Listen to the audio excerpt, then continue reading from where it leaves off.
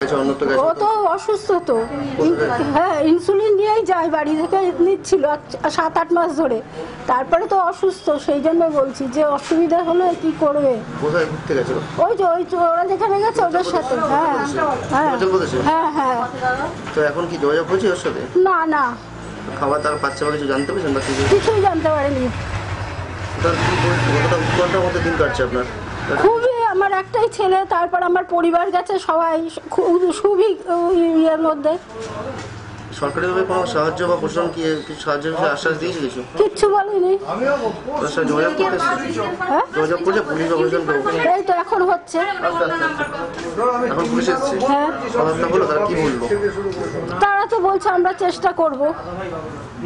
কি মনে হয় এটা মানে অনেক বড় বিপদের ওরা সবাই ওখানে, খাবার দাবার নেই, কারেন্ট নেই, মোবাইল কাজ হচ্ছে না, কি বলবো সেটাই তো আমার চিন্তা। আমার ছেলে তো দুবেলাই নিচ্ছে ইনসুলিন, মনে করো আজকে 4-5 দিনের মধ্যে যদি না নিতে পারে তাহলে তো খুবই অসুবিধা হয়ে যাবে।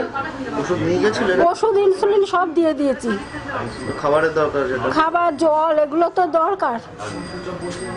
কি করে? বয়স কত হবে? ও আর কিছু করে না, 28-29 বছর বয়স। নাম? অর্পণ সিনহা। আপনার নাম? আমার নাম ইন্দ্রাণী সিনহা।